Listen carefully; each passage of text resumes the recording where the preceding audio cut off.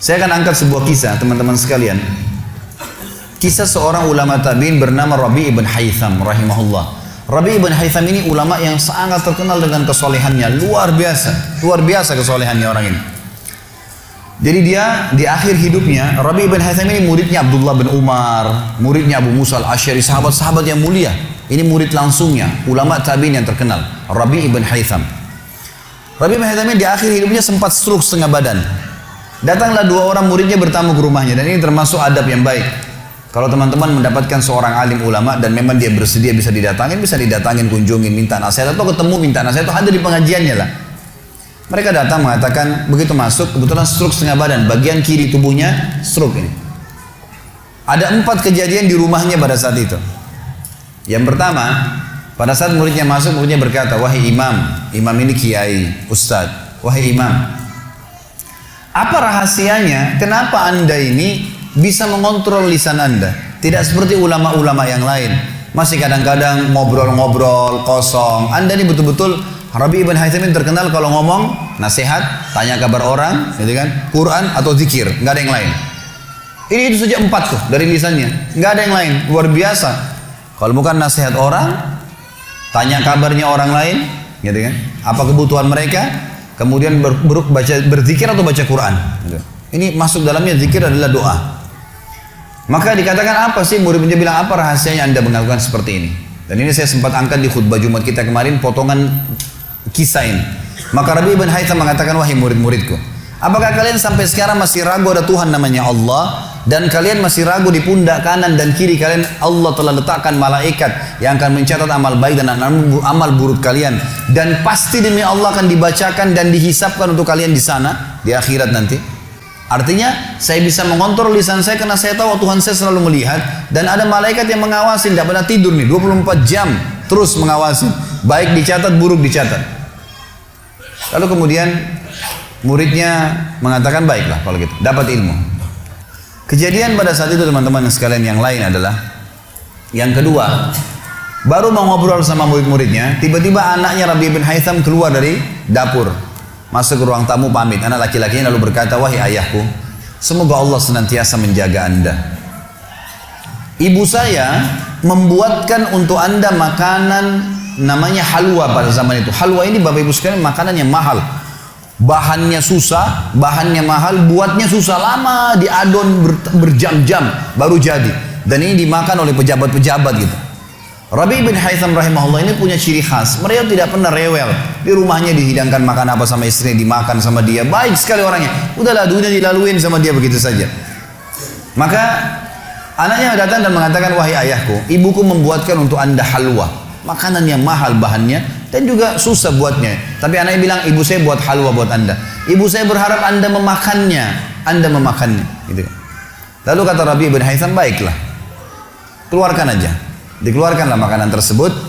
Lalu halwa ini dipotong-potong karena kue yang bagus dan cukup besar, di nampan besar dipotong-potong.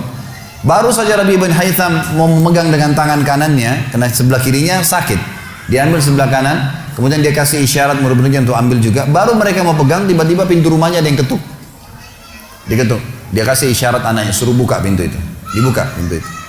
Anaknya pergi sana. Waktu dibuka teman-teman sekalian, ini ternyata yang ketuk pintu bukan orang biasa, orang yang luar biasa, orang gila, gitu kan. Jadi bukan orang yang peminta-minta biasa, orang yang luar biasa, orang yang selalu anggap ini udah deh, nggak usah dilayanin, nggak usah diajak ngomong, nggak usah diperhatikan, gitu kan. Orang gila ini ketuk pintu dengan pakaiannya yang lusuh, tidak pakai alas kaki, rambutnya berantakan, kasih isyarat minta makan. Rabi' ibn Haytham rahimahullah tunjuk anaknya, suruh datang, angkat nih halwa, kasih orang gila itu. Halwa nih makanan yang mewah, kasih orang gila itu. Dibawa sama anaknya. Anaknya ini Rabi' bin Haytham waktu bawa piring itu, niatnya ingin memberikan ke orang gila 1 potong, gitu kan.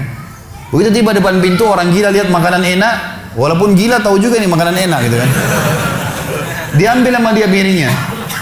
Diambil, dimakan semua. Dalam kisahnya dikatakan sampai air liurnya jatuh di situ, dihabisin sama dia. Sudah habis teman-teman sekalian, apa yang terjadi? Orang gila nggak ngerti, dia nggak terima kasih, nggak apa, piringnya dilempar pergi. Anaknya Rabi' ibn Haytham ini tahu nilainya makanan yang ibunya buat tadi. Diambil piring itu, ditutup pintunya, lalu dia kembali lagi. Kemudian dia bilang sama ayahnya, wahai ayahku, semoga Allah senantiasa menjaga anda. Sebelum saya lanjutkan kisah teman-teman sekalian, saya sarankan juga bahwa teman-teman di sini yang sudah punya anak, biasakan selalu menggunakan doa antara suami istri dengan anak, itu penting sekali. Karena kata Nabi SAW, jangan ucapkan kata-kata doa yang bisa berbau doa buruk buat kalian, diri kalian, keluarga kalian, dan harta kalian. Karena bisa saja malaikat lewat dan mengaminkannya. Ya. Kita harus selalu doa yang baik, gitu kan? Jadi Rabi bin Haytham membiasakan anaknya untuk dilatih berdoa yang baik. Jadi selalu kalau mau minta tolong, nak, semoga Allah menjagamu, ambilkan ayah ini. Nak, semoga begini, semoga Allah menjagamu, semoga Allah berikan kau rezeki, ambilkan ayah seperti ini. Jadi selalu diikuti dengan doa. Anaknya pun terbiasa mendoakan ayahnya. Dalam kondisi anaknya jengkel karena perilaku si orang gila tadi, dia kembali dan masih sempat mengatakan, ayah, semoga Allah menjaga anda. Tadi itu ayah yang minta-minta orang gila. Dia tidak mengerti nilainya makanan yang kita kasih. Kalau tadi anda suruh saya ke dapur ngambil apa saja, roti lah, apalah, dia makan juga. Kenapa harus halwa yang ibu saya setengah mati buat, biayanya mahal, buatnya lama, gitu kan? Jadi anaknya butuh jawaban nih. Perhatikan apa jawabannya orang beriman kepada Allah dan tahu benar kata kunci bertambahnya rezeki justru dengan sedekah itu. Kata dia apa? Ya waladi illam yadri fallahu yadri. Baru dia baca ayat lan tanalu birra hatta tunfiqu mimma tuhibbun. Wahai anakku, kalau orang gila itu tidak tahu nilainya makanan yang kita kasih, nggak penting buat saya. Karena Allah tahu nilainya. Bukan dianya, tapi Allah tahu nilainya. Dan ingatlah firman Allah, kalian tidak akan mendapatkan, gitu kan? Kalian tidak akan mendapatkan balasan sempurna daripada sedekah kalian sampai kalian menginfakkan apa yang paling kalian cintai. Saya suka halwa itu, tapi disuruh kasih. Teman-teman sekalian, pelajaran luar biasa dari kisah ini. Pernah nggak kita berpikir berikan makan orang gila? Kadang-kadang subhanallah kita lihat orang gila ambil di sampah, kita biarin, nggak mau dilihat. Kalau kita nggak kasih makanan dia, siapa yang akan kasih makan? Dan Allah tetap menilai kita dan sesuai dengan niatnya. Innamal a'malu binniyat. Termasuk saya pernah jelaskan ke jamaah saya di pengajian. Kalau ada orang datang ke masjid kita ini sekarang bawa proposal, teman-teman sekalian, nih proposal, saya mau bangun masjid, butuh bantuan 1 miliar. Kita nyumbang semua, terkumpul 1 miliar. Sebulan kemudian kita tahu orang itu dusta. Rugi kah kita? Tidak rugi sama sekali. Kita akan dapatkan pahala bangun masjid walaupun masjidnya belum dibangun. Karena innamal a'malu binniyat, gitu kan? Allah akan kasih begitu. Siapa yang niat mengerjakan satu perbuatan, niat dalam hatinya, belum dikerjakan dapat 1 pahala. Dikerjakan diberikan pahala 10 kali lipat sampai 700 kali lipat kata Nabi SAW. Jadi jelas sekali, gitu kan? Bagaimana Rabi bin Haytham mengajarkan kepada kita bersedekah, teman-teman, sampai pada orang gila pun dikasih. Karena Allah akan menilai kebaikan itu. Bagaimana bisa kita tidak lakukan? Maka selesai kisah yang kedua. Kisah yang ketiga adalah muridnya mengatakan, wahai imam, apa nasihat anda? Apa nasihat anda untuk kami dalam masalah ibadah? Tentu yang jadi saksi bahasan tadi orang gila dikasih makan itu ya. Maka dia mengatakan waktu ditanya oleh muridnya apa nasihatnya dalam ibadah? Ibadah kami apa nasihatnya? Sholat, puasa, apa nasihat anda?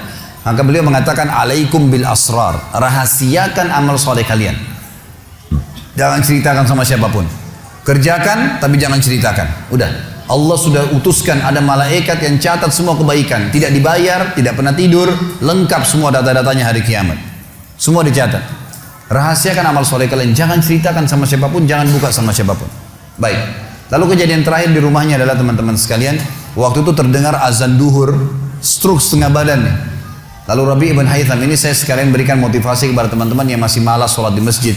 Rumah Allah harus didatangi teman-teman sekalian, fadilahnya sangat besar.